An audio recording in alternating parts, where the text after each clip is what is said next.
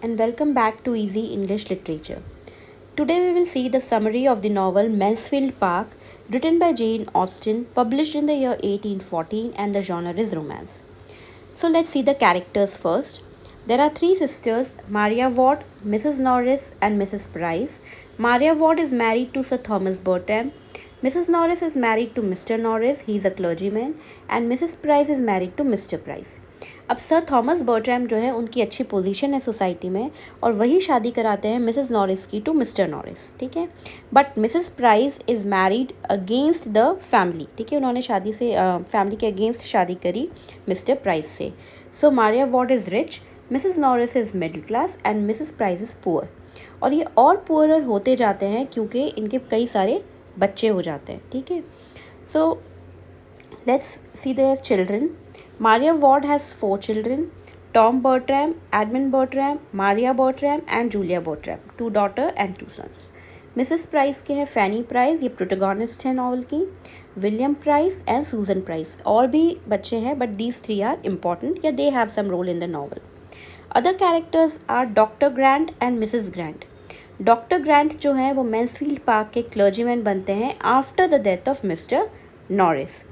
अब Mrs Grant के half siblings हैं Mary Crawford and Henry Crawford. ये दोनों लंदन में रहते हैं और ये लंदन से आते हैं मैंसफील्ड पार्क. मारिया बर्ट्रैम का फियांसे है जेम्स रूशवर्थ. अब ये फियांसे कैसे हुए ये नॉवल में देखेंगे. एंड हेनरी क्रॉफर्ड का फ्रेंड है जॉन येट्स. हेनरी क्रॉफर्ड का फ्रेंड है जॉन येट्स.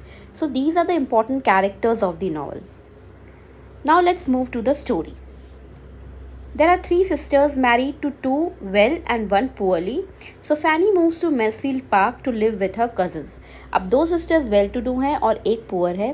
तो जो थर्ड पुअर सिस्टर है उसकी डॉटर फैनी जो है वो मैंसफील्ड पार्क आ जाती है अपने कज़न्स के साथ रहने.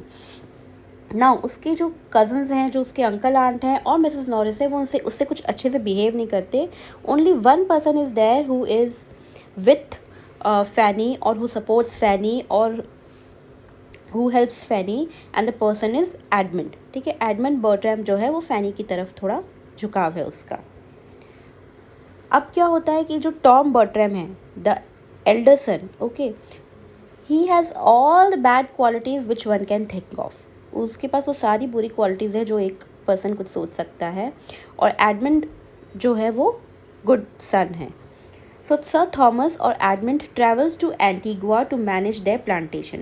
एंटीगुआ में उनके प्लांटेशन है तो उसको मैनेज करने के लिए सर थॉमस और टॉम जो है एंटीगुआ चले जाते हैं. और उनके एब्सेंस में मिसेस नॉरिस जो है उनके चारों बच्चों का ध्यान रखती है. And here Mrs Norris arranges marriage between Maria and Rushworth. Maria और रूशवर्थ के बीच में मैरिज तो नहीं कराती बट हाँ कनेक्शन करवाती हैं. और जब सर थॉमस को पता चलता है एंटीगुआ में तो वो बोलते हैं कि वेट फॉर मी, जब मैं मैंसफील्ड पार्क आऊँगा I will get you married, ठीक है. मैं मैंसफील्ड पार्क आने के बाद मारिया और रूशवर्थ की शादी करवा दूंगा. So right now they are only engaged. Now Mary and Henry arrives and the manners and sophistication charms the Bertrams. Mary और हेनरी क्रॉफर्ड जो मिसेस ग्रांट के हाफ सिबलिंग्स हैं वो आते हैं मैंसफील्ड पार्क. और उनके जो लंदन के मैनर्स हैं और जो सोफिस्टिकेशन हैं वो बर्ट्रम्स को बहुत अट्रैक्ट करते हैं और ये लोग आपस में फ्रेंड्स बन जाते हैं. यहाँ पे एक मिस्टेक है, it is not Tom, it is Henry, okay. Mary and Henry arrives, ठीक है. अब हेनरी जो है वो फ्लर्ट करता है मारिया और जूलिया के साथ जो दो सिस्टर्स थी. और मैरी जो है वो फर्स्ट तो वो पसंद करती है टॉम को. अच्छा, टॉम एंटीगुआ गया था बट वो अपने फादर से पहले रिटर्न करता है. तो फर्स्ट तो वो टॉम को पसंद करती है but then she is attracted towards Edmund. बाद में वो एडमंड को पसंद करने लगती है. अब now Mary always wanted to marry a wealthy man, ठीक है. मैरी को हमेशा एक वेल्दी मैन से शादी करनी थी जबकि एडमंड जो है वो चर्च पोजीशन चूज़ करता है. अब चर्च पोजीशन वालों के पास ज़्यादा पैसा नहीं होता तो मैरी हमेशा एडमंड को फोर्स करती है कि तुम चर्च पोजीशन छोड़ दो and we will get married, ठीक है. ये सब कुछ जब हो रहा होता है at that time Fanny falls in love with Edmund. Fanny को एडमंड पसंद आ जाता है. अब फैनी के साथ तो वही अच्छे से बिहेव कर रहा था. That's why Fanny falls in love with Edmund. Henry is flirting with Maria and Julia and Mary is liking या Mary is in love with Edmund, okay. Now what happens, John Yates जो Henry का friend है, ही visits मैनफील्ड, वो मैनफील्ड आता है। John येट्स का dream है acting. सो ये सब मिलके डिसाइड करते हैं कि हम एक थिएट्रिकल परफॉर्मेंस करते हैं, एक स्टेज बिल्ड करते हैं और एक प्ले का कुछ पार्ट हम परफॉर्म करेंगे। तो जिस प्ले का वो पार्ट परफॉर्म कर रहे होते हैं उस प्ले का नाम है लवर्स वोव। ओके, तो built a stage to perform parts for a play lovers vows. तो firstly Edmund and Fanny was against it, ठीक है, वो दोनों परफॉर्म नहीं करना चाहते, वो दोनों ये नहीं प्ले एक्ट करना चाहते। बट जब एडमंड को पता चलता है कि he has a role to love Mary, Edmund और मैरी का लव सीन है, तो वो येस बोल देता है कि okay, I am also with you and will perform a will do a theatrical performance. But Fanny अभी भी नहीं मानती है। इस टाइम पे सर थॉमस जो हैं अराइव करते हैं मैंसफील्ड पार्क में और वो डिसअप्रूव कर देते हैं इस प्ले को, ठीक है, वो मना कर देते हैं कि कोई थिएट्रिकल परफॉर्मेंस नहीं होगा, कोई प्ले नहीं होगा। जब थिएटर्स का प्ले का मना कर देते हैं तो येट्स को ऑब्वियसली अब लंदन जाना है, तो Yates and Henry leave for London, Yates और हेनरी लंदन के लिए चले जाते हैं। Now because Henry left for London without informing Maria, without proposing her, वो उसे कुछ नहीं बोलता और लंदन चला जाता है, तो मारिया इज़ एंग्री और मारिया जो है वो रूशवर्थ से शादी करने के लिए येस बोल देती है and Maria and Rushworth are married now, ठीक है, and they move to London with Julia. तो मारिया और रूशवर्थ जो है वो लंदन चले जाते हैं और जूलिया भी उनके साथ जाती है, ठीक है। और यहाँ पे अब एडमंड जो है ही स्टार्टेड लाइकिंग फेनी, अब एडमंड को भी फेनी पसंद आने लगी। ऑब्वियसली मैरी उसको बार बार चर्च पोजीशन छोड़ने के लिए कह रही थी, तो एडमंड भी अब फेनी को पसंद करने लगा है और फेनी तो पहले ही एडमंड को पसंद करती थी। Now what happens, Henry returns to Mansfield, London से वो वापस मैंसफील्ड आ जाते हैं। नाउ अब उसके पास मारिया और जूलिया तो है नहीं फ्लर्ट करने के लिए, so now he flirts with Fanny, ठीक है। But with continuous flirting he started liking Fanny, उसे फेनी पसंद आने लगती है और वो फेनी को प्रपोज कर देता है।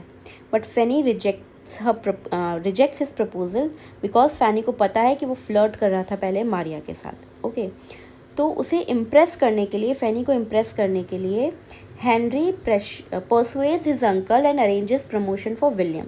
विलियम एक नेवल ऑफिसर है, तो उसके प्रमोशन में वो हेल्प करता है, अपने अंकल के थ्रू विलियम का प्रमोशन करवा देता है। उसे लगता है कि जब फेनी के ब्रदर का प्रमोशन होगा तो फेनी मुझे येस बोल देगी, and then he again proposes Fanny, but this time also Fanny rejects Henry, ठीक है। Though Fanny is grateful to Henry, Fanny is thankful to Henry, but still he rejects the proposal of Henry. अब sir Thomas को पता नहीं होता कि फेनी क्यों इस प्रपोजल को रिजेक्ट कर रही है। सो सर थॉमस जो है he sends Fanny to visit her family at Portsmouth. Fanny की जो फैमिली है पोर्ट्समाउथ, मिस्टर प्राइस और मिसेस प्राइस, वहाँ पे वो फेनी को भेज देते हैं to make her realise the benefits to marry wealthy man, ताकि फेनी को पता चले कि कि वेल्दी मैन से शादी करने के क्या बेनिफिट्स हैं, ठीक है। सर थॉमस चाहते हैं कि फेनी जो है वो हेनरी से शादी कर ले। तो अब फेनी जो है पोर्ट्समाउथ चली गई है। अब पोर्ट्समाउथ की जो एरिया है, पोर्ट्समाउथ की जो कंडीशन है, उसकी फैमिली का जो स्टैंडर्ड है वो फेनी को कुछ खास पसंद नहीं आता, क्योंकि उसे मैंसफील्ड की आदत है। बट स्टिल सूजन जो उसकी सिस्टर है, उसे हेल्प करने के लिए वो सूजन को लेकर मैंसफील्ड पार्क आ जाती है, ठीक है, ताकि वो आगे पढ़ सके। फैनी को पता चलता है कि टॉम इज़ इल, टॉम की तबीयत ख़राब है, तो फैनी और सूजन जो है दे रिटर्न्स टू मैंसफील्ड पार्क।